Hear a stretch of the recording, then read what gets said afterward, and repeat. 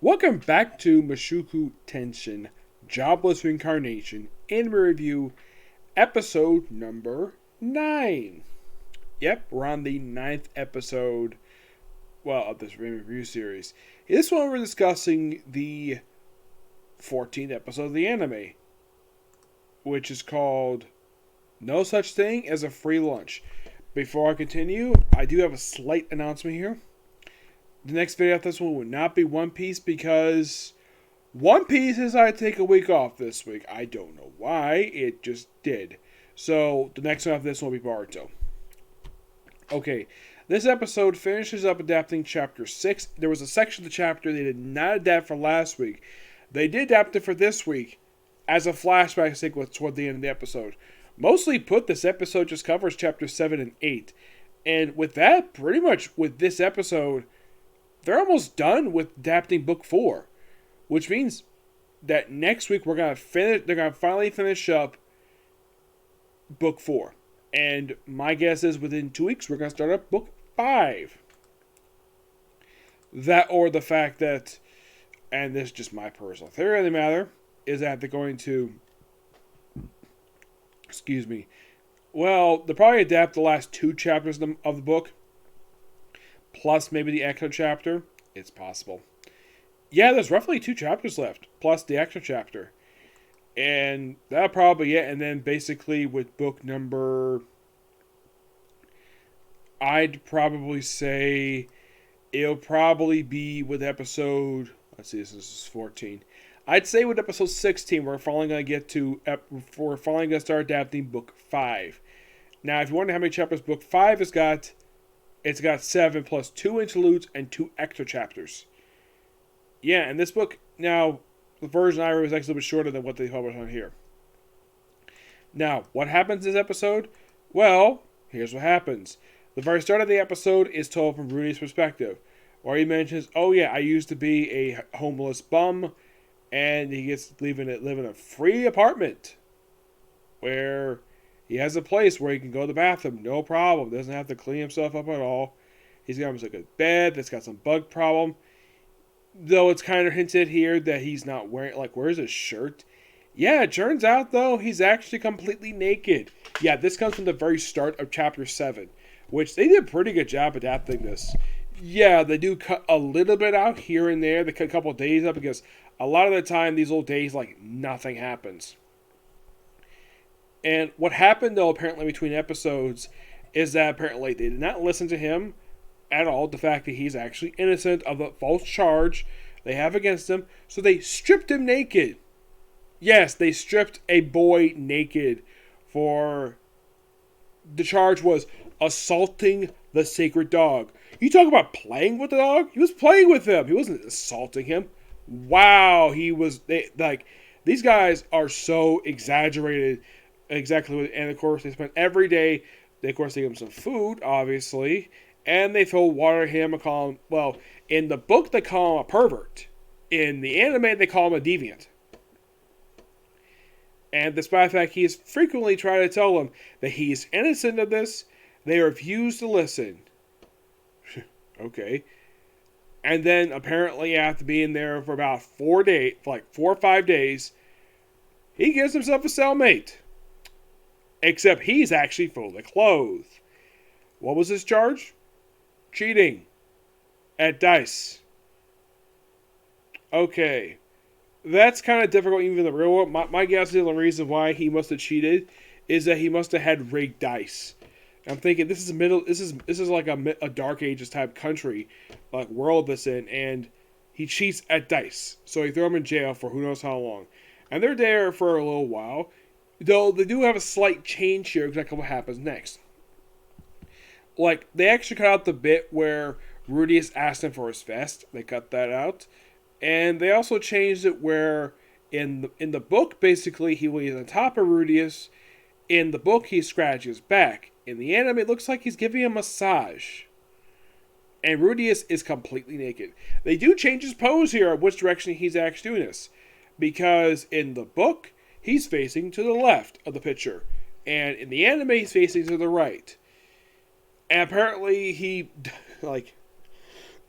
so pretty much, and then after being there, after these two been in the cell, and of course he has to be bosses, but he's younger than he is, but he's been in the cell longer, so he has to be his boss. So after being there for about a week, all of a sudden, the village catches a fire. What the heck is going on here? Well, the smugglers are back, and they're kidnapping these kids. And killing some adults. Typical rape and pillaging stuff. Standard 101. That's pretty much what they do here. And so Rudius breaks out of his cell, thanks to from his cellmate, whose name is... I think his name is Gaddis? How do you pronounce this guy's name? Let's see. His name is... It's not that one. No.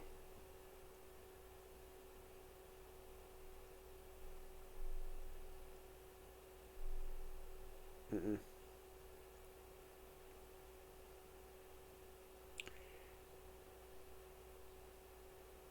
Yeah, it's... I'm trying to find him here.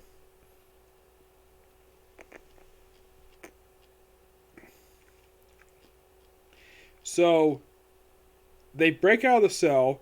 He puts his clothes back on, which obviously any guy would basically have the reaction to put his clothes back on. Does it pretty quickly.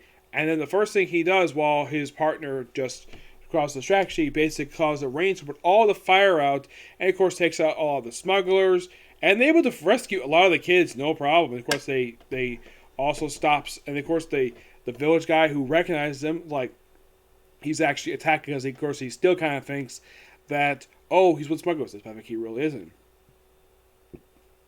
So they go rescue the kids, like one left, and of course, and we have apparently this guy called Glass the Cleaner, as you heard himself as. In the book, they actually do specify this is actually Gladius. In the anime, they don't really identify him really well. And, of course, he remembers Rudius. Of course, these two met briefly 2 episodes back. He didn't even appear in the last episode. Not at all. Also turns out that the whole smuggler thing, him smuggling him to different port, yeah, he was using him. So, lucky enough, the Sacred Beast shows up and attacks him frequently, and Rudius, who hesitates at first, but thanks to the Beast showing up, he's able to take down the guy, like, even full blast of energy at him, basically taking the guy out. And here's something interesting, though. They actually reveal some stuff that happened off-panel, or at least off-screen, and of course, then Rudius is knocked out, and he wakes up, and the first person he sees is Eris. Yep. And of course, they explain why the heck they took so long to get there.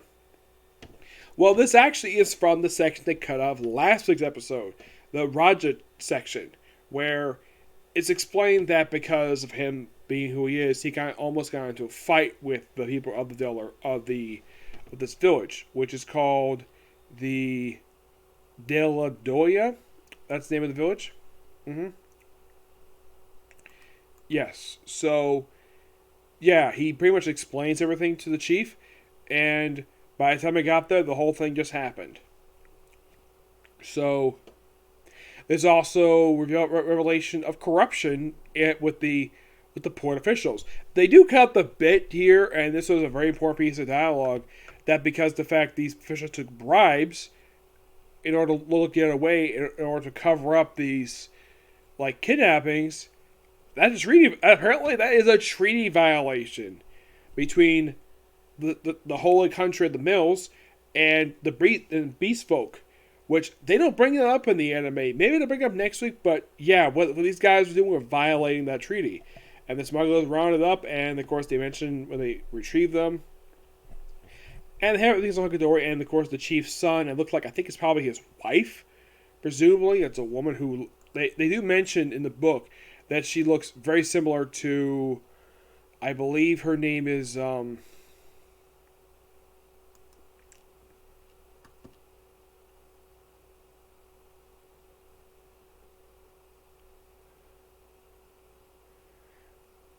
yeah, of course they reveal a little bit later he's actually the brother of the guy who they've been looking for, Yeah, this should be interesting, though, to reveal this little factoid. Yeah, I wonder when his sister shows up. Hey, you kidnap a guy, basically, I was hired to protect. You put him in prison? She'd probably punch him for it. Yeah, they knew the fact there's another woman in the village who looks exactly like her, but it really isn't. No.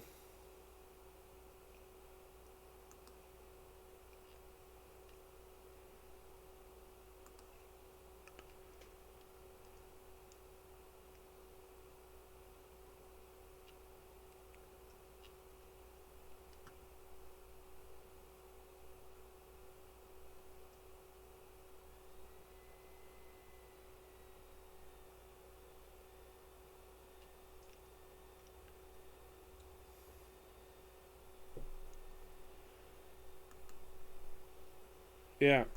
So, not much else to say about this. Oh, by the way, there's a very interesting ending to this episode where Eris's grandfather apparently is accused of failing what happened with the displacement incident. Yeah, he has accused of like failing to like evacuate or basically make preparations. How the heck would he know about this whole thing? I mean, yeah, it happened on his watch, but it's not entirely his fault. It's some other people who did it. And by the way, the person getting this is probably a corrupt official. Yeah, who has like the royal backing here. I'm like, what the heck is going on here? Oh, this is the prime minister.